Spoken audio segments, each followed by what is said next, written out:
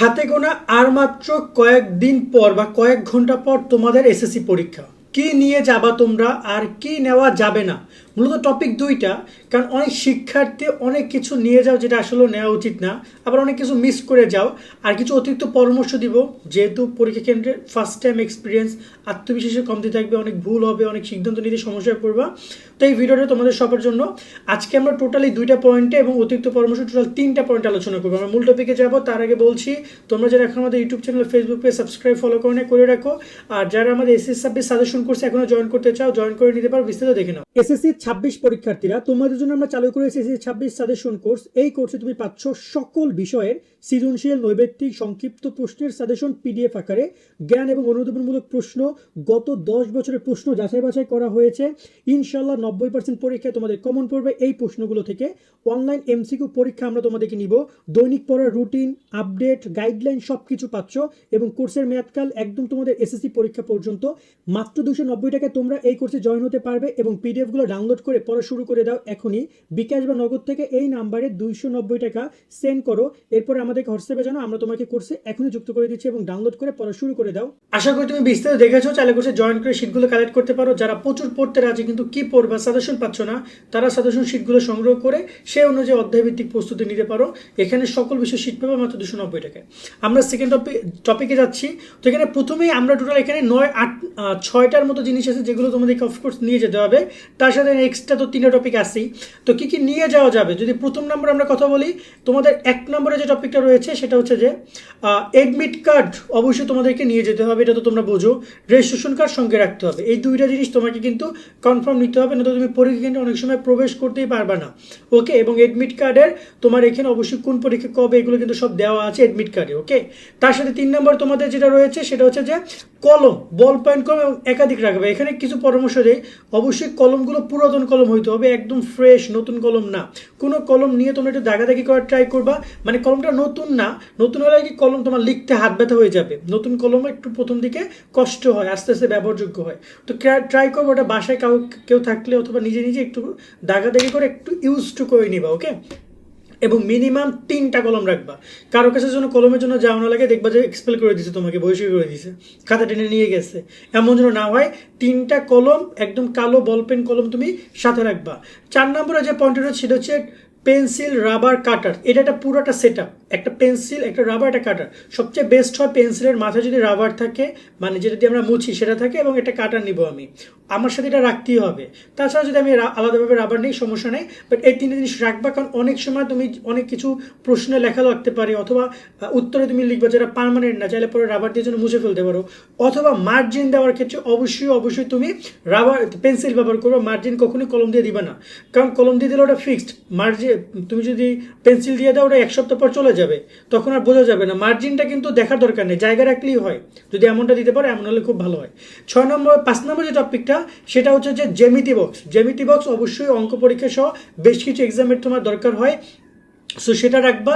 কোনো কারণে জ্যামিতি বক্স পুরোপুরিভাবে সেট আপ না রাখতে পারলেও, বিশেষ করে তোমার যেহেতু পেন্সিল, রাবার এগুলো যেহেতু তোমার থাকবে কাটা, তার সাথে তুমি এখানে স্কেলটা সাথে রাখবা। একটা স্কেল নিবা, 2টা স্কেল নিবা। একটা নিবা বড় স্কেল, যেটা নতুন স্কেল, অবশ্যই পুরাতন কোনো স্কেল না, যে স্কেলে তোমার হচ্ছে লেখা টাকা থাকবে।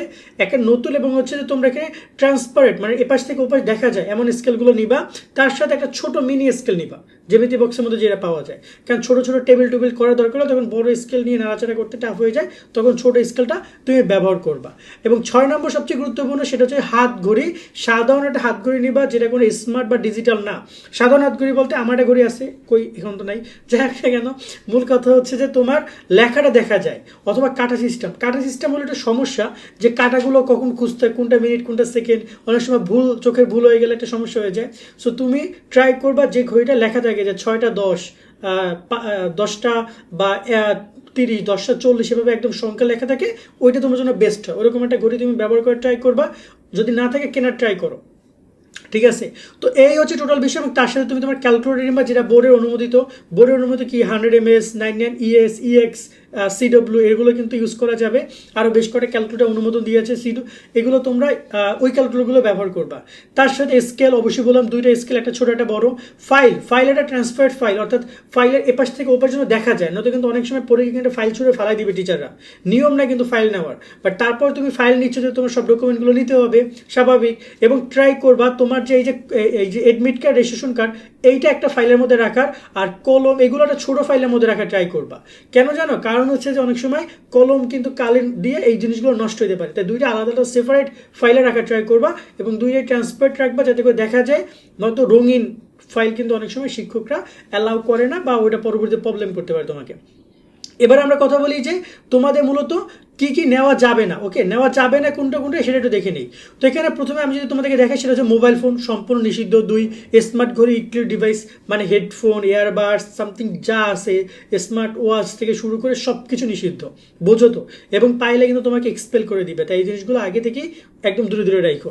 তার সাথে এখানে নোট খাতা কাগজপত্র, আমি নকলের কথা বলতেছি, যে এডমিট কার্ড রেজিস্ট্রেশনের বাদে কোনো কাগজই নিতে পারবে না। এমনকি তুমি কোনো প্রকার ওই যে গণিতে পরিসংখ্যানে কিন্তু তোমাদেরকে গ্রাফ দেয়, ওই গ্রাফ পেপার কলেজ থেকে কেন্দ্র থেকে সাপ্লাই করবে, তোমাদেরকে গ্রাফ নিতে হবে না, কোনো কিছুই তোমরা সাথে নিতে পারবে না। এমনকি মায়ের লেখা চিঠিও না, এটা শিক্ষামন্ত্রী নোট করে বলেছিল। তার সাথে 4 নম্বর রয়েছে ব্যাগ, কোনো প্রকার ব্যাগ সাথে নিতে পারবে না। বিশেষ করে অনেক মেয়েরা আছো, ভ্যানিটি ব্যাগ ট্যাগ নিয়ে চলে যাও, স্কুল ব্যাগ ট্যাগ নিয়ে অনেকে চলে যাও, এগুলো কিন্তু অ্যালাউ করবে না, এগুলো নিয়ে যাবে না, নিয়ে গেলেও বাইরে রাখতে হবে। টাকা, অনেকে আবার টাকা পয়সা নিয়ে যাও, বাট এখানে আসলে টাকা পয়সা অ্যালাউ করবে না, যেহেতু ওটা এক প্রকার কাগজ বা নোটের মধ্যে পড়ে। আর অনুমোদনহীন ক্যালকুলেটর, অর্থাৎ এমন কিছু ক্যালকুলেটর আছে যেটা প্রোগ্রামেবল, সো ওইগুলো কিন্তু ইউজ করবে না। তো নন প্রোগ্রামেবল সাধারণ যে ক্যালকুলেটরগুলো রয়েছে মুদি দোকানে আমরা দেখি, ওগুলো কিন্তু ইউজ করতে পারবে, এবং সাইন্টিফিক কিছু ক্যালকুলেটর নাম বোর্ড থেকে অনুমোদন দিয়েছে। এছাড়া বাকি কোনো ক্যালকুলেটর ইউজ করতে পারবে না। টিস্যু, রুমাল এগুলো ব্যবহার করতে পারবে না। অনেকের দেখা যায় ঘাম ছুটে যায়, এটা যায় ওটা যায়, টিস্যু নিয়ে যাবা, ওইগুলো কিন্তু পকেট থেকে বের করবা, দেখবা সে খাতা নাই, তোমাকে বহিষ্কার করে দিয়েছে, এরকম কোনো কিছু করার দরকার নাই। ওটার অল্টারনেটিভ চিন্তা করো, ঠিক আছে। তার সাথে এখানে স্বচ্ছ পাউচ বা ফাইল মানে ওই যে জিনিসগুলো রয়েছে, ঔষধ, তারপর হচ্ছে মাস্ক, স্যানিটাইজার। মাস্ক অবশ্যই যদি তোমার দরকার হয় সেক্ষেত্রে তুমি মাস্ক ব্যবহার করতে পারো, তবে এখানে শিক্ষকদেরকে সে তোমার মুখমণ্ডল দেখাইতে হবে। চকলেট, গ্লুকোজ, অনেকে দেখা যায় যে চকলেট নিয়ে যাও, কি শুধু শুধু পড়বো, পরীক্ষা দিব, একটু চাবাই, ভালো লাগবে, এই জিনিসগুলো ব্যবহার করা যাবে না। আর সাধারণ পানির বোতল নর্মালি পানি নিয়ে আমি একটু নির্দেশনা পরে দিচ্ছি, বাট পানির বোতল কোনো ব্যবহার করা যাবে না। যদি নিতেও চাও সেক্ষেত্রে লেভেল ছাড়া, মানে ওই যে একটা স্টিকার থাকে না, ওই স্টিকারটা ছিঁড়ে ফালাই দিতে হবে, একদম স্বচ্ছ পানির বোতল নিতে হবে। ওকে, এরপর আমরা কথা বলি অতিরিক্ত পরামর্শ জায়গা থেকে। পরীক্ষা কেন্দ্রে 30 মিনিট আগে পৌঁছাবা। সো ওভারঅল তোমাদেরকে পরামর্শ ট্রাই করবে 8টা থেকে 8:30টার মধ্যে পরীক্ষা কেন্দ্রে থাকার, কারণ পরীক্ষায় ঢুকতে হবে 9টায়, তো 9:30টায় ঢুকতে হবে। তো মিনিমাম তোমরা 9টায়, এখন শিক্ষা বোর্ড থেকে বলেছে 8:30টার মধ্যে তোমরা ঢুকতে পারবা চাইলে, সেক্ষেত্রে 8:30টার নির্দেশনা দিলে তোমরা 8:30টার মধ্যে থাকার ট্রাই করবা, বা 9টায় থাকলেও সমস্যা নেই। বাট জন্য তোমরা আর প্রথম পরীক্ষার দিন বোর্ডের নোটিশ থেকে নিজের রোল নাম্বার, কক্ষ নাম্বার এগুলো জেনে নিবা, যে কোন নম্বর কক্ষে তোমার রোল নাম্বারটা পড়েছে। এটা নিয়ে আমাদের ভিডিও পাবা, সেটা দেখে নিও। পরীক্ষা কক্ষে গিয়ে নিজের আসন ভালোভাবে দেখে নিবা। আশেপাশে কোনো লেখা থাকলে সেগুলো শিক্ষককে জানাবা, কারণ যদি বেঞ্চে কোনো লেখা থাকে এবং পরবর্তী দেখা যায় তোমার প্রশ্নের সাথে পরীক্ষার সাথে সেটা কানেক্টেড, তোমায় কিন্তু এক্সপেল করে দিতে পারে, এমন নিয়ম আছে। তো এক্ষেত্রে কোনো লেখা টাকা থাকলে সেটা মুছে ফেলো, কাগজটা ছিঁড়ে ফেলো, অথবা শিক্ষককে জানা যে স্যার এই বেঞ্চে কিন্তু অনেক লেখালেখি, পরে আবার আমাদেরকে টার্গেট করেন না, ঠিক আছে। তার সাথে অযথা কারণে বাইরে ঘোরাঘুরি করা যাবে না, বিশেষ করে নাকি বাথরুমের কথা বলে বাইরে যাও, বাথরুমে কিন্তু নিট অ্যান্ড ক্লিন থাকবে, কোনো নকল টকল নিয়ে যেতে পারবে না, বা তোমার টাইম লস করবে। তার সাথে অযথা অকারণে বেশি কথা বলবা না, কথা বললে পড়া বের হয়ে যাবে, এমন চিন্তা করো। পরীক্ষার আগে, পরীক্ষার সময় কোনোভাবে বেশি কথা বলা যাবে না, চুপ থাকবা, একদম মাথার টেনশন নিবা যে পরীক্ষার সামনে পড়ালেখা করবো, লিখবো, লেখার প্রিপারেশন রাখবো মাথার মধ্যে। বেশি কথা বললে চিন্তা শক্তি এলোমেলো হয়ে যেতে পারে, বিশেষ করে তুমি যে ভেবে চিন্তে রিপ্লাই যেহেতু দিবা, অ্যান্সারগুলো করবা, ওইটাতে প্রবলেম করবে।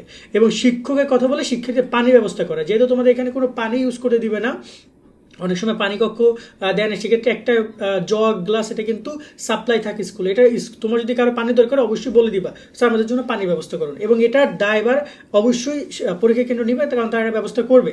তো এই হচ্ছে ওভারঅল নির্দেশনাগুলো, এইগুলো তোমরা নিয়ে যাবা না, আর তোমরা হচ্ছে যে এইখানে যেগুলো দেখালাম এইগুলো তোমরা নিয়ে যাবা। ওকে, সো ওভারঅল এই হচ্ছে পুরো বিষয়টা। আজকের মধ্যে ভিডিও এখানে শেষ করছি। সকলে অনেক অনেক ভালো থাকবা, আল্লাহ হাফেজ।